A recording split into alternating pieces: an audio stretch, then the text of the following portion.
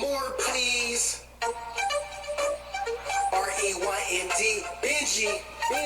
Good evening, everyone. Welcome back once again to Vicious Rants. Of course, I am your host, your YouTube messiah, and often imitator, another duplicator, Superstar Team Vicious, and gonna go over Raw this week. Was in the nation's capital, Washington D.C. Unfortunately, no Batista reference or even an appearance. I mean, I get why Dave wouldn't be there, but you know, just even if a vague reference about, you know, just something like that I thought would be cool, but either way, it is what it is. But before we get into this week's show, like always, we're going to switch gears and talk about last week via the SmackDown Rewind. Big highlights from last week's SmackDown. It started out with the first round of the women's tag title tournament. Raquel Rodriguez and Aaliyah going against Shotzi and Xia Li. Decent match, dug it. Raquel and Aaliyah got the win.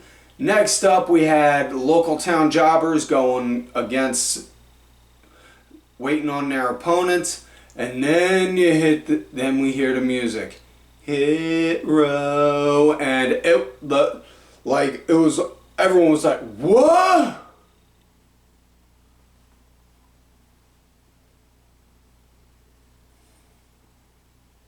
Yeah, Hit Row return. Top Dollar, Ashanti, B-Fab, not for obvious reasons. Swerve ain't there because, you know, Swerve's working in AEW, but not arguing, not going to complain on that. Making the best with what you got, and man, I'm happy. I'm happy for him. You know, my personal philosophy when it comes to wrestling, wherever the talent wants to work, wherever the talent wants to work, as long as they're happy and they're getting a decent paycheck, that's all that matters at the end of the day. Everything else is just, you know, whipped cream and a cherry on top. So other than that, also Usos wound up doing a handicap match against Drew McIntyre. Madcap Moss came down at one point, and then it turned into a tag match. Drew and Moss got the win on that. Then we had Gunther going against Nakamura, and holy shit, was this a fucking match! God damn. God, wow. Wow. Cannot put that over enough. Wow. I fucking loved it. If you haven't, find a way to go and see this match. It was just that damn good. So, now that we're done talking, Gunther got the win, obviously, before I forget, and we get back into current events. But now that we're done talking about all that, let's get into this week's show. Raw DC, it starts out with Judgment Day coming down. They get in the ring. Finn emphasizes on how Judgment Day runs Raw. They took out the Mysterios. Priest then hypes up talking about on how next week in Canada, he's going to beat the shit out of Edge, and then Edge is going to be stuck in a chair, and Beth's going to have to feed him through a tube for the rest of his life. And then and that Rhea goes and revels in the fact on how she made Dominic realize she's his poppy, and you know, at this point I'm pretty sure she's just saying all this stuff just to fuck with all the fanboys that are like, it should have been me. No comment. I can neither confirm nor deny if I am one of those. Either way, as they're doing that, Ray winds up eventually coming in, doing a sneak attack. He takes out Priest, he takes out Balor, and then when he winds up turning around and sees Rhea, he gets this deer in the headlights look, and then it's like when you, like that first time when you're like 8 years old and and this girl's messing with you, and you're like, I can't do nothing. My mom says I'm not allowed to hit girls. And he had that look on his face, and that's all I thought of was, Ray's just looking like, my mom says I'm not allowed to hit girls. I can't do nothing to her. And then eventually the numbers game took over. Then they wound up taking out Ray. And it ended with Finn doing a coup de grace onto Ray with a chair sitting on top of his gut. They cut the commercial. They come back. Now we got our first match of the night. Oh, ooh, ooh. Starting out the show, damn near giving me a heart attack. Asuka and little miss Alexa Bliss going against Nikki A.S.H and Doudrop, and whew, thank God I keep the heart pills nearby. Excuse me. Now, Asuka and Bliss, they were leading up into the break. They come back from the break. Bliss, she was the punching bag for a couple minutes until Asuka got the hot tag in. A lot of good action going on. Asuka eventually started getting worn down, beaten up some. Bliss came in for a quick hot minute, worked, it was Doudrop, worked Doudrop for a minute, then tagged in Asuka. And then it ended with them doing double team where it was Asuka doing like a running sliding knee, and then Bliss doing the Bliss DDT, and then Asuka putting in this modified fucking arm breaker on Doudrop, and then it was just, and then yeah, she tapped out. So now next week we got Asuka and Alexa Bliss going against Dakota Kai and Io Sky. I cannot be held accountable for how bad of a hound dog I turn out to be next week. And I really need to make sure I properly label my medications, because I can't have the little blue pills confused with my heart medication again. Oh shit. Wait. Take that part out. Take that out, please. Oh, god damn it. Why do I even bother? He's not going to edit that. Fuck! Alright, moving forward. Next up, we got tag action. Ciampa and The Miz going against Cedric Alexander and Mustafa Ali. Now, before the match, there was a backstage interview with Miz and Ciampa. Ciampa talking about on how he didn't win last week for the U.S. title, but he is here to win a championship, and he is hell-bent and determined to. Miz then presented him with a gift, and it was a little 8x10 card in a case, just like the walking douche nozzle had the Pokemon card around his neck. But yeah, so as far as the match went, the Cedric and Ali, they were leading, and Miz and Ciampa wound up leading at post-commercial break, with Cedric being the punching bag and then Mustafa Ali got the hot tag in. They started working. A lot of heavy, good action on this. So, it was just wow. We got back-to-back matches that are good. And I'm not even going to lie. The entire fucking show was hot. It was like we were getting pay-per-view quality matches throughout the entire show. It was just, what the fuck? And I don't know how else to say this, but fucking Triple H, man. Triple H is going on the right fucking track with this.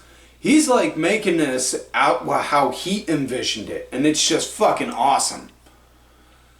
But either way, stellar action, really dug the hell out of this tag match. Match came to an end when Miz was down, Ali was up on the turnbuckle going for the 450, got up, did the spins, and just as he was coming down, Ciampa, wham, came in, running knee in mid-motion on him. After that, got up, hoisted Ali up, boom, popped him with a fairy tale ending 1, 2, 3. That was it.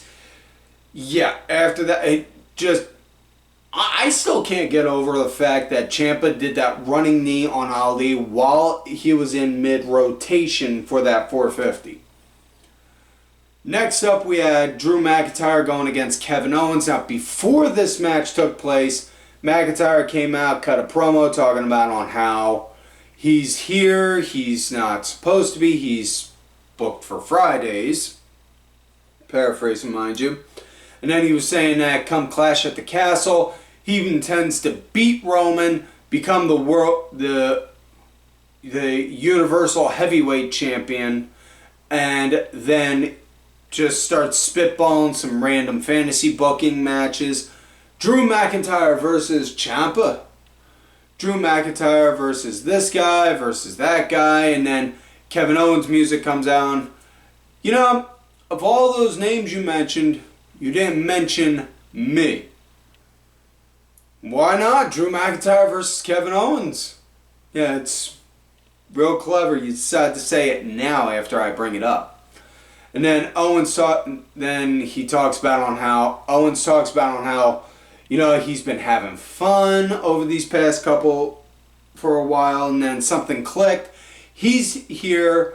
It's been 5 long years since he's held a championship. He wants one, and now he's hell bent for it. So he is eventually going to get a title, and he's going to go after it. And he's now become the prize fighter again. So, and Kevin Owens, the prize fighter. That's as close as we're going to get Kevin Steen, the Antichrist of pro wrestling. And if you don't get that reference, kids, listen. Talk to me. Look for me on the Twitter at Tim Vicious. Just let me know what do I mean by that, and I'll find a way to guide you to the Kevin Steen Welcome to Hell DVD set that was out in ROH. You know, or just for the love of God, educate yourself. Either way, Drew and KO, they start throwing shit back and forth at each other, and Drew basically winds up saying, you know what, you want to say, last week I heard somebody say I was the chosen one. I was the damn chosen one 15 years ago, and then I got my ass fired. I had to fight tooth and nail to get back in here. And when I got rehired, I didn't call them, they called me. So I'll be damned if I'm not gonna get here and earn my title shot. Now, I don't know about you, but I'm a wrestler, you're a wrestler, we're in a wrestling ring. Let's have a bloody match. And then, yeah, so now we come to the match. Wow. This was a fucking match. This was just fucking straight up fire, dude. I don't know how else to put it. Just wow. It was just wow. Great action. Loved it. Great action. Great storytelling with the physicality. It's just, I absolutely fucking loved it. You know? Just, it was good back and forth, go all around. Match came to an end though when the Usos wound up running interference just as Drew was about to hit a Claymore. So the ref called for a DQ. And I can't even argue with the DQ finish like, normally it'd be like, nah, the ending just took away from all the good shit from this. No, it didn't. Because Drew took out both Usos, then after Drew turned around, Owens, boom, pops the stunner on Drew, goes over, yells at the Usos, hey, tell your tribal chief he owes me one. And then he walks off. Then, when the Usos get back in, they get ready to go and do their thing, try and take out Drew. Drew then takes them out again, so Owens and Drew both got to look good at the end. Next up, we have Veer Mahan doing a squash match. I can't argue on this, especially since this rectifies the whole Veer backstage interview boo thing. Which, the less said about that, the better. I've said too much on it already. Let's whitewash it. Forget that ever got mentioned. Next matchup, AJ Styles going against the almighty Bobby Lashley. And, oh dear God almighty, was this a hell of a match. First time ever between these two guys. And, man, the story these two told with their ring work, it was just on a fucking wow. It was great. It was fucking great. Now at one point, Miz and Ciampa came down. You know, now they're obviously setting up a story with AJ, possibly even Lashley as well. But they came down, and then trying to get it worded right, folks. Bear with me. Sometimes my brain's a little fucked up. As AJ is knocked out on the outside, the ref doesn't see. Miz is creeping over. Looks like he's about to pick Miz up and then do some. Just as he's about to, boom, Dexter Lumis hops the barricade. Security tackles him. They crash over onto the commentators. The way the commentators played it, they played it like it was legit, like they didn't say nothing. Like you heard Jimmy Smith wind up saying, Corey, look out! And then you see it like, whoa, fall over. And then they cut the commercial. Fucking beautiful. That was perfect. That was beautiful right there because that built suspense right there. Little bits of you built up the anticipation. We knew somehow there was going to be some kind of Dexter shenanigans. And then we got the arrival, and then you cut, and it's just like, what?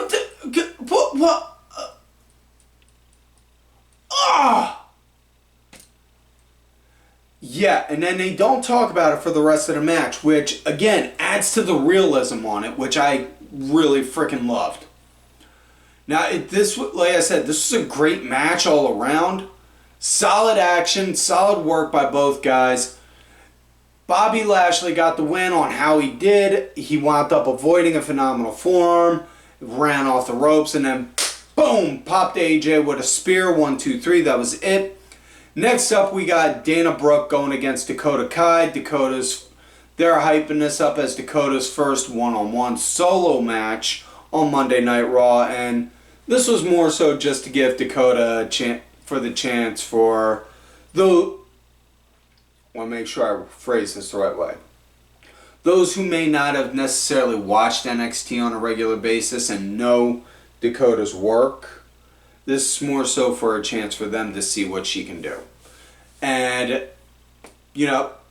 Dakota, she led the pace and the flow throughout the entire match. She got the win by doing a running boot into the corner, ran off the ropes, cut a turn, wham! Boot right to the face, then did a pin. 1, 2, 3. That was it. So now we come to main event match of the night. Theory going against Dolph Ziggler, and the little underlying story that the commentators were telling during this whole match that I absolutely really loved was on how they were emphasizing on how Ziggler is the veteran, former world champion, former intercontinental champion, former tag team champion, former U.S. champion, triple crown, grand slam, Mr. Money in the Bank, all around picture fucking perfect athlete. But that's all in the past. That was all glory days. We're talking about now. What's he done recently? Silence. Yeah. So basically they were trying to paint the picture of, is Ziggler one of those kind of guys that, hey, he could still go, but, he's nowhere near like what he was before. And I gotta tell you, man, now listen, I've had my fair share of say on Ziggler, and I stand by my argument of he is a fucking phenomenal talent. He is. There's no denying that. However, he's had and he's had a couple shots at the head, and his brain's got turned to scrambled eggs a couple of times, and I think he's a little concussion prone, so it's kind of hesitant to put the title on him, so to say. But he's still a hell of a hand, and I'm not saying that in an insultive way, but I think he's got that curse of being that good hand, So, as far as the match went, solid action, both guys just straight up delivering. Now, the thing that really, again, like I said, what the commentators are saying, Theory was leading the pace for this match, which kind of played to what the commentators were saying about, Ziggler being the veteran, but, trying to step up to the new up-and-coming kid, showing him, hey, kid, you're good, but I'm still here. I'm still numero uno. But didn't necessarily go that kind of way. Now, match came to an end when Theory eventually wound up hitting A-Town on Ziggler, And then, of course, afterwards, doing his normal click, click, click, click, click, click, click, click, click, taking a bunch of selfies. Excuse me. Afterwards. So yeah, that is it. That was it, folks, for the show. So yeah. Can't really argue too much on it. Can't argue too much on it. So that is it. Yeah. Wade, thanks for fucking around with the audio equipment, man. Fuck you, man.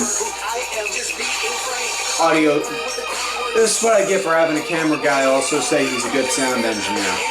Either way, that's it for this week's show, so don't forget to like the video, subscribe to the channel, go back, watch some of the episodes when you can. Look for me on the Twitter at TimVicious. Also, thank you to my executive producer, Ollie Ray-Ben, who did help provide the music for this week's show. Make sure y'all check him out.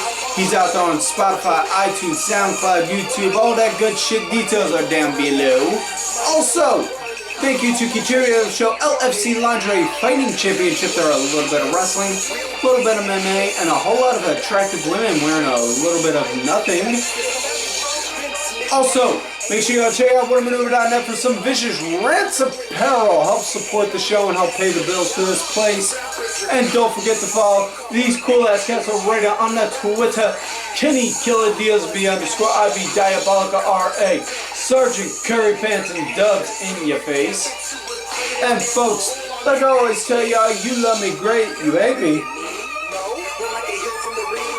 Fuck you.